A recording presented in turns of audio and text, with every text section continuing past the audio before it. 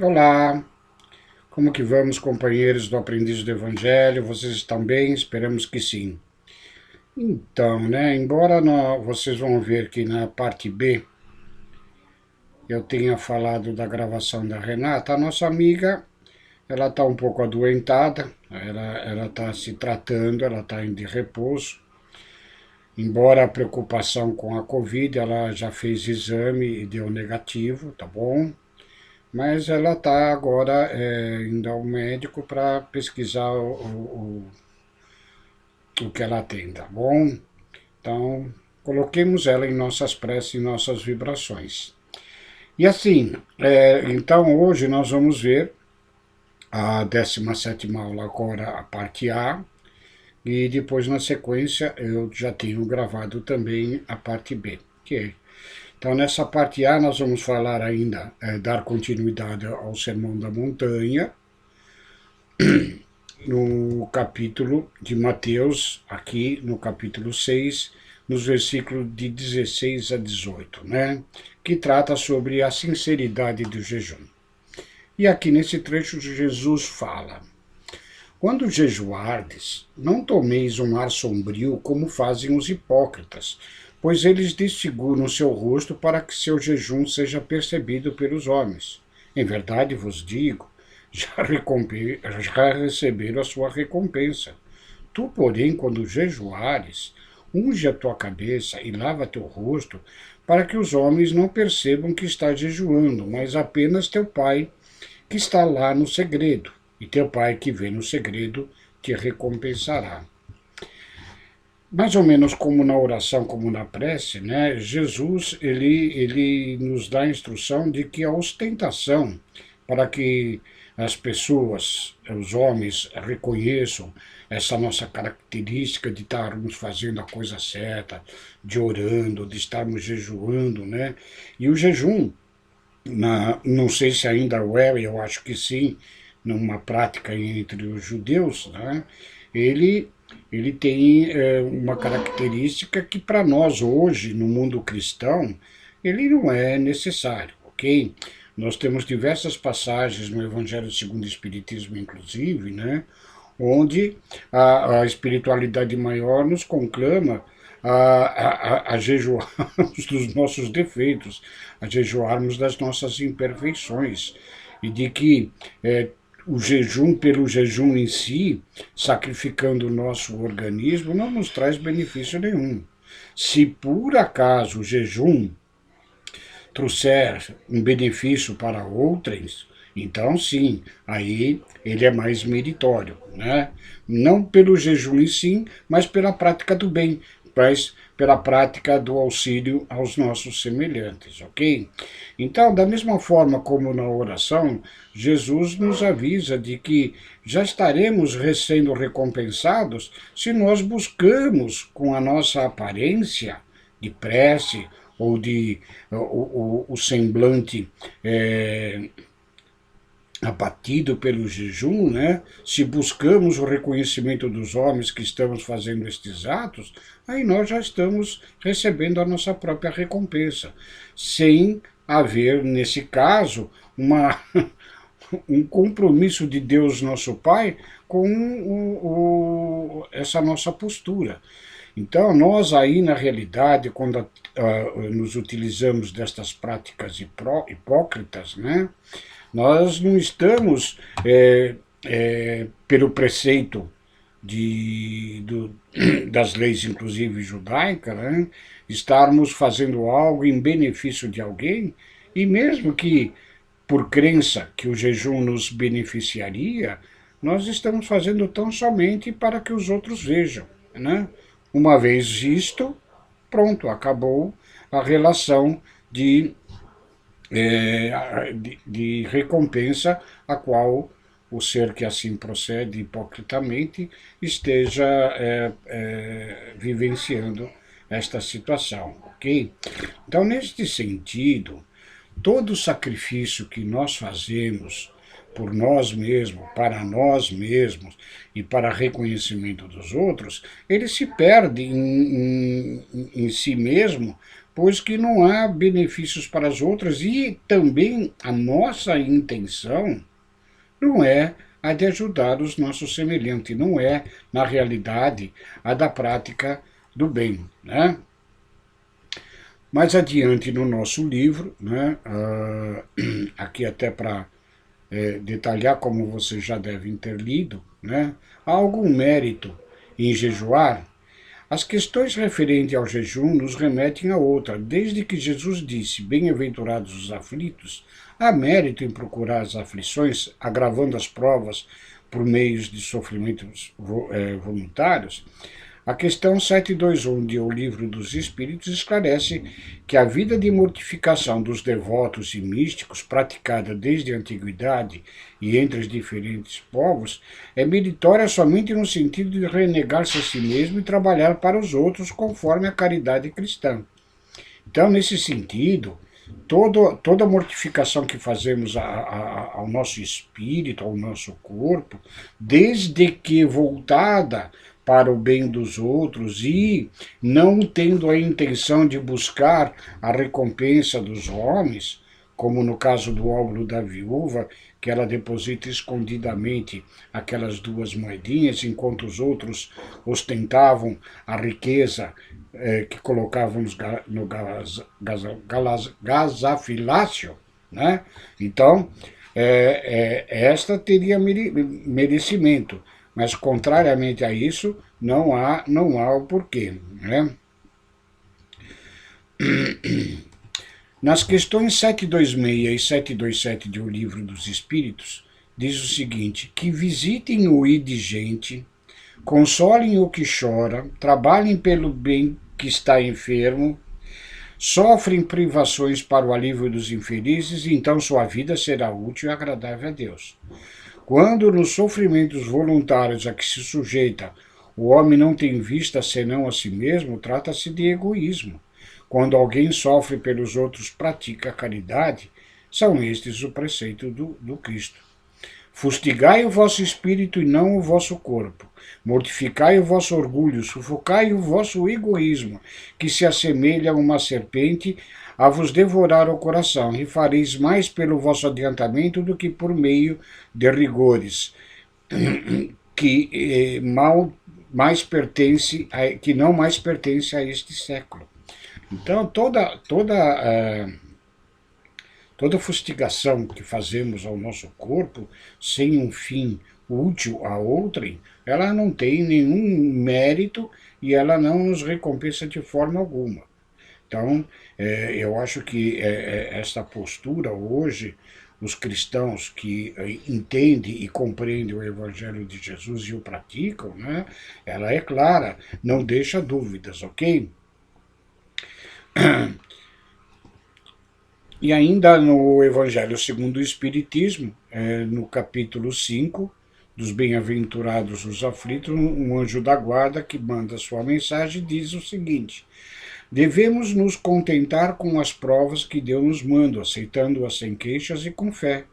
Acrescenta ainda que não devemos enfraquecer o nosso corpo com privações inúteis e macerações sem propósito, porque tendes necessidade de todas as forças para cumprir a vossa missão do trabalho na Terra. Ora, se em cada encarnação nós sabemos que muitas vezes nós falhamos nas provas a que somos submetidos pela própria natureza das nossas imperfeições e na provação do nosso processo evolutivo, muitas das vezes, em diversas encarnações, nós falhamos. Por que mortificar mais ainda? Por que agravar mais ainda essas provas, se nem as naturais nós conseguimos cumprir, ok? Então é assim, tenhamos na nossa mente a certeza de que basta para nós as provas a que estamos sujeitos pelas leis reencarnatórias, para que nós possamos comprovar os nossos processos de evolução, na aquisição de virtudes, no deixar das nossas imperfeições, e já teremos feito bastante. Se nós conseguirmos resgatar pela prática do bem pelo bem, do amor puro e sincero, resgatar erros do passado, e ser pelas provações que nós nos sujeitamos de bom grado, nós possamos estar vivenciando com amor, com fé, com paciência, com resignação. Então, só aí nós já teremos ganho o nosso galardão nos céus pelo merecimento das nossas próprias conquistas. Agregar a estas provas naturais, aos resgates que temos que fazer, outras tantas mortificações pelo jejum ou pela punição do nosso espírito ou do nosso organismo, sem outra finalidade que não a do auxílio ao próximo, nós apenas estaremos agravando os nossos compromissos futuros conosco mesmo, né? Então tenhamos isso em mente para que nós possamos, de fato, evoluir. E ainda nessa parte A da 17ª aula, né? Ainda um outro trecho do Sermão da Montanha, já aqui abordando o capítulo 7º de Mateus, dos versículos 12 a 14, quando Jesus se refere com relação à porta estreita. E nesse trecho ele nos diz o seguinte: tudo aquilo, portanto, que quereis que os homens vos façam, fazei-os vós a eles, pois esta é a lei e os profetas. Entrai pela porta estreita, porque larga e espaçosa é o caminho que conduz à perdição, e muitos são os que entram por ele. Estreita, porém, é a porta e apertado o caminho que conduz à vida, e poucos são os que o entram, ok? Então, procurar a porta estreita, né, é o que normalmente a gente não faz, né? Como já comentamos em outras oportunidades, e vamos fazer referência aí na parte B desta lição, algumas situações a que nós temos que nos sujeitar para o nosso processo evolutivo, pois que a nós espíritos que um dia galgaremos posições mais elevadas, com maior responsabilidade, com condições de auxílio a toda a humanidade, quando atingirmos esses níveis mais elevados, a nós é necessário vivenciarmos e termos experiências de todas as formas, de todas as maneiras, ok? Para que nós possamos saber lidar com as diversas situações que o espírito humano atravessa, né? Então, muitas vezes, as pessoas que ainda não compreendem os princípios básicos do processo reencarnatório, das sucessivas existências, não entendem que numa única existência nós não temos a possibilidade de adquirirmos todos os conhecimentos, de amalgamar o nosso espírito em todos os processos pela qual a humanidade atravessa, né? Tanto é assim que nós sabemos que em diversas encarnações nós experimentamos situações das mais diversas para que o nosso espírito seja experimentado e nós tenhamos a aquisição do equilíbrio necessário. Então, a questão da porta estreita, ela nos remete a situações em que nós devemos nos entender para que nós não caiamos nas tentações que elas existem em toda a vida, em toda a existência encarnada, ok? É através das tentações que nós podemos comprovar as virtudes às quais nós estamos empenhados a adquirir, para que possamos evoluir o nosso espírito, ok? Então, nesse sentido, quando Jesus fala da porta, da estrada larga, da porta larga, nós lembramos-nos aqui de que algumas provas são um pouco mais complexas para o nosso espírito, se não tivermos ainda a adquirir os devidos equilíbrios, como a prova da riqueza, ok? Por quê? Porque a riqueza, ela nos permite a obtenção de tentações das mais diversas, a facilidade de desviarmos do caminho estreito, do caminho reto, é muito mais complicada quando nós dispomos de possibilidades, ok? Então, neste sentido, esta porta larga, ela é cheia de tentações para todos aqueles que atravessam provas de maior dificuldade, tá? Como no caso da obtenção de poder, né, de estar em comando, seja de nações, de regiões, de empresas, né? Todo aquele que se encontra em posição de liderança, muitas das vezes eles descambam para o abuso, para o excesso de força contra os seus subordinados, fazendo com que estas provas não sejam devidamente cumpridas. Então, toda a encarnação na qual nós somos levados a situações em que temos maiores possibilidade de sermos tentados, elas fortalecem o nosso espírito quando nós as cumprimos com rigor.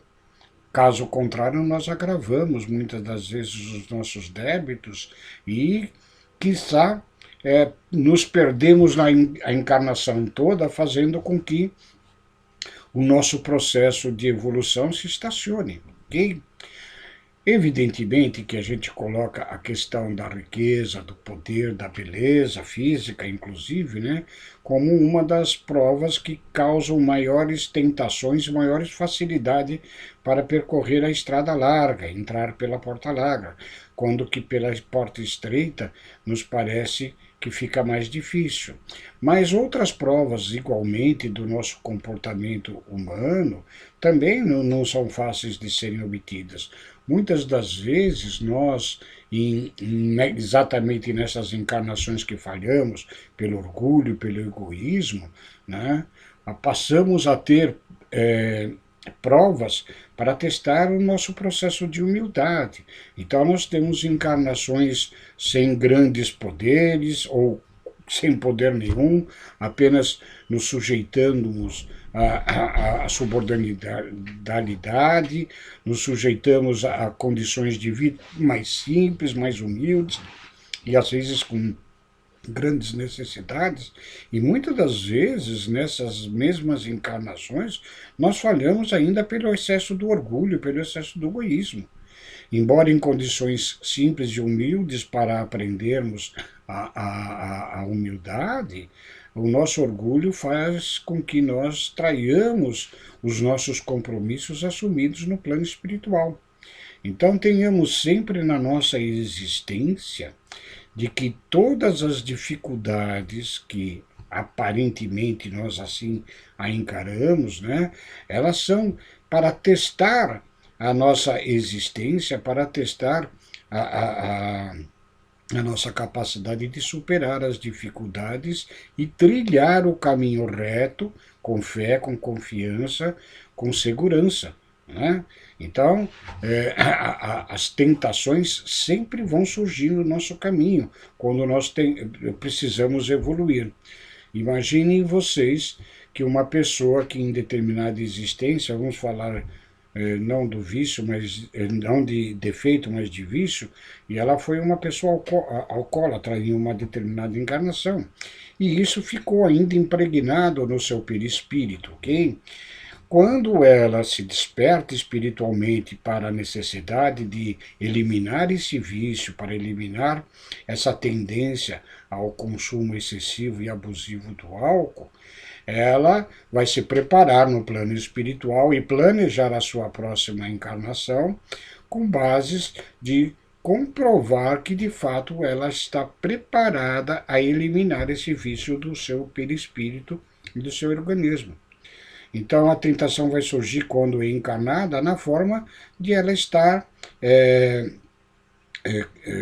no meio de pessoas que bebem, no meio do comércio das bebidas alcoólicas, na qual ela deverá comprovar essas diversas tendências que ela ainda trazia no seu perispírito, de superar essa necessidade do consumo alcoólico. Ok? E assim, quando ela consegue, ela avança no seu progresso espiritual. Então, as tentações, elas são indispensáveis ao avanço do nosso espírito. Tanto, tanto assim é que a prece que Jesus nos deixa no próprio Sermão da Montanha, ao final da prece, Jesus nos fala, né? Não nos deixeis cairmos nas tentações, ou seja, porque elas vão existir sempre. Faz parte da comprovação do processo evolutivo. A tentação sempre haverá naquele fator que nós temos que nos melhorar, naqueles aspectos que nós temos que evoluir. Se nós nos rendermos, se cairmos nas tentações, nós permanecemos presos ainda àquele defeito ou àquele vício e, quiçá, ainda por muitas encarnações, ok?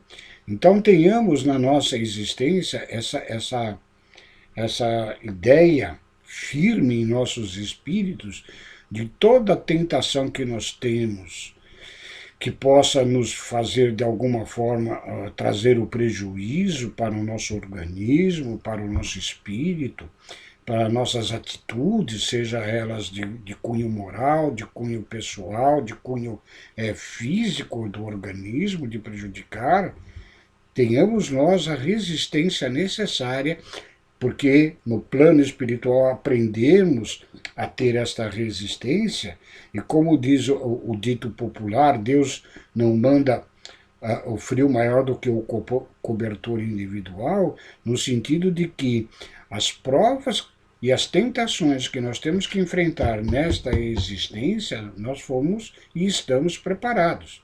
Depende tão somente do nosso despertamento espiritual e cumprirmos aquilo a que já estamos prontos para cumprir, ok? Então fica entendido assim que muitas das vezes quando nós tentados e cairmos da tentação, estaremos frequentando a porta larga, tá? E quando nós resistimos, nós estaremos indo pelo caminho estreito da porta estreita. Deus nos dá inúmeras oportunidades nas sucessivas existências, das sucessivas encarnações, para que possamos evoluir. Cabe a nós o esforço de praticarmos o que é o correto.